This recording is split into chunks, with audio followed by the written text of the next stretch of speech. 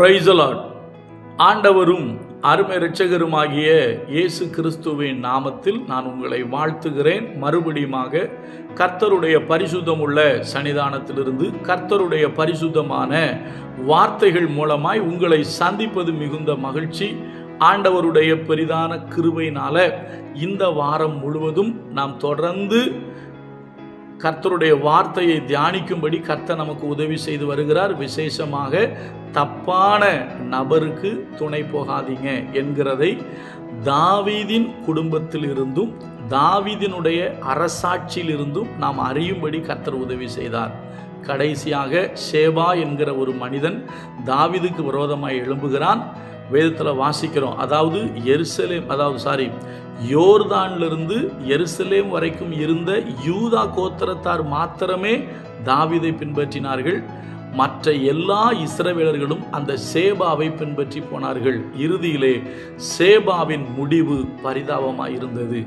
அவனை பின்பற்றின அவர்களுக்கும் சில தண்டனைகள் வர இருந்தது. அங்கே ஒரு புத்தி உள்ள ஸ்திரீ இருந்ததுனால அவர்கள் காப்பாற்றப்பட்டார்கள்.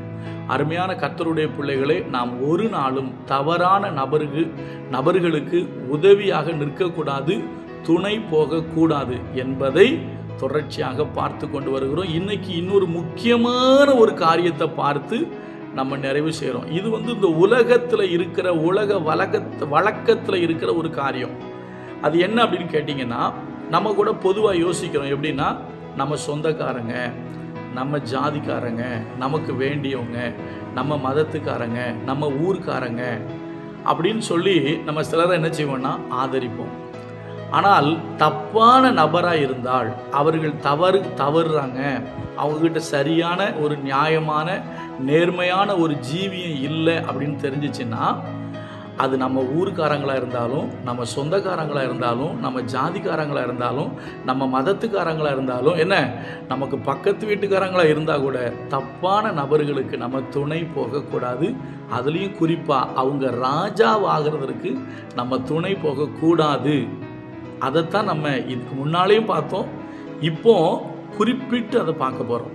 நீங்கள் பார்த்தீங்க அப்படின்னா, நியாயாதிபதிகள் புஸ்தகத்தில் கிதியோன்னு ஒரு நியாயாதிபதி வருவார். அவருக்கு இன்னொரு பேர் இருக்குது, எருபாகால் அப்படின்னு போட்டிருக்கோம். அவருக்கு நிறைய மனைவிகள், நிறைய பிள்ளைகள். அதில் அவருடைய மறுமனையாட்டிக்கு வேலைக்காரியின் பிள்ளைன்னு போட்டிருக்கோம். பிறந்த ஒருத்தன் வருவான். அவன் பேர் என்ன தெரியுமா? அபிமெலேக்கு. இந்த அபிமெலேக்கு என்ன பண்ணுவான் அப்படின்னு பார்த்தீங்க அப்படின்னா, அவங்க அம்மாவுடைய சொந்தக்காரங்கிட்ட போய் பேசுவான். நான் உங்கள் எலும்பில் எலும்பும் உங்கள் மாம்சத்தில் மாம்சமானவன், எனக்காக நீங்கள் சில காரியங்களை செய்யுங்க அப்படின்னு சொல்லி இந்த அபிமெலேக்கு பேசுவான். அவன் பேசுகிறத வாசிக்கட்டுமா? நியாயாதிபதிகள் 9வது அதிகாரத்தில் 2ஆம் வசனம். எருபாகளின் குமாரர் 70 பேராகிய எல்லாரும் உங்களை ஆளுவது உங்களுக்கு நல்லதோ, நான் ஒருவன் மாத்திரம் உங்களை ஆளுவது உங்களுக்கு நல்லதோ என்று நீங்கள் சீகேமில் இருக்கிற சகல பெரிய மனுஷரின் காதுகளும் கேட்க பேசுங்கள். நான் உங்கள் எலும்பும் உங்கள் மாம்சமும் ஆனவன் என்று நினைத்து கொள்ளுங்கள் என்றான். அதுக்கு மேலே உள்ள வசனத்தை நீங்கள் படிங்க, கீழே உள்ள வசனத்தையும் படிங்க. நியாயாதிபதிகள் 9வது அதிகாரம் 1, 2, 3 வரைக்கும் நீங்கள் படிச்சிங்கன்னா உங்களுக்கு கொஞ்சம் விளங்கும். அப்போ என்னன்னா, இந்த அபிமெலேக்கு போய் பேசுகிறான். தன்னுடைய தாயின் சொந்த பந்தங்கள்கிட்ட சொல்கிறான், நான் உங்கள் எலும்பில் எலும்பு உங்கள் மாம்சத்தில் மாம்சமுமானவன், நான் உங்கள் சொந்தக்காரங்க, நான் உங்களை ஆள்றது நல்லா இருக்குமா?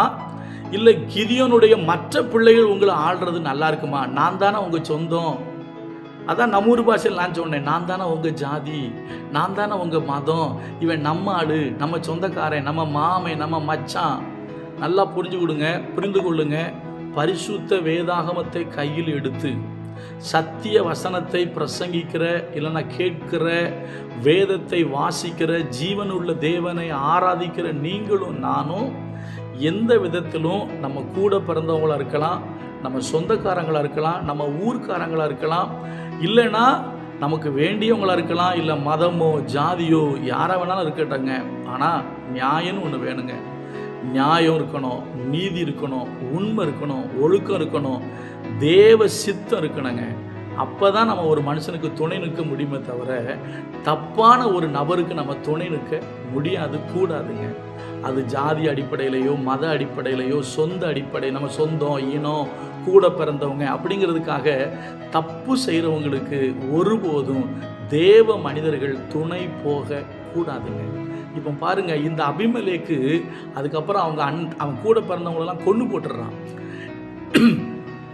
அப்படி கொன்று போட்டதுக்கப்புறமும் அந்த ஊர்க்காரங்க அவனுக்கு துணை போகிறாங்க. அவனை ராஜாவாக்கிட்டாங்க. ஒரு கருவாளின் மரத்துக்கு கீழே வச்சு அவனை ராஜாவாக்கிட்டாங்க. நீங்கள் பார்த்தீங்க அப்படின்னா அது தேவனுக்கு பிரியம் இல்லாத காரியம், அது தேவ சித்தம் இல்லை.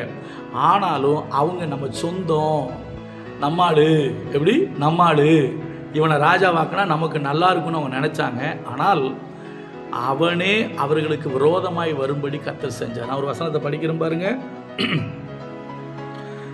நியாயாதிபதிகள் 9:23. அபிமெலேக்குக்கும் சீகேமின் பெரிய மனுஷருக்கும் நடுவே பொல்லாப்பு உண்டாக்கும் ஆவியை தேவன் வரப்பண்ணினார்.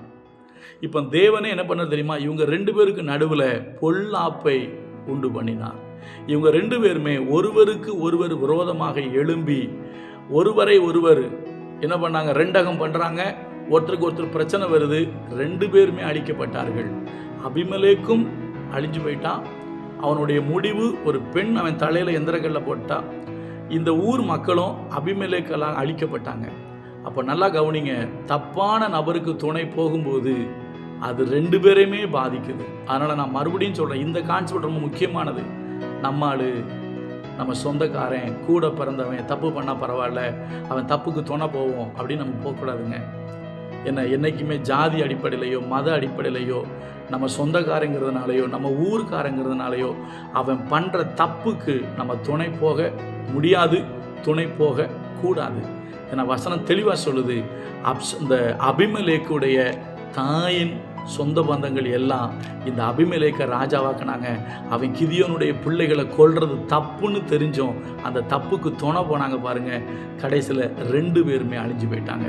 நான் மறுபடியும் தாழ்மையாக சொல்கிறேன், தேவ பிள்ளைகளாகிய நாம் என்றைக்குமே நீதியின் பக்கமும் நியாயத்தின் பக்கமும் உண்மையின் பக்கமும் தேவன் பக்கமும் தேவ சித்தத்தின் பக்கமும் நிற்கணுமே தவிர வேற எந்த அடிப்படையிலையும் நம்ம தப்புக்கு தவறான நபர்கள் பக்கம் நம்ம நிற்க கூடாது. கர்த்தர் நமக்கு உதவி செய்வார். கர்த்தர் நல்லவர், அவர் கிருபை நம்ம என்றும் உள்ளது. God bless you.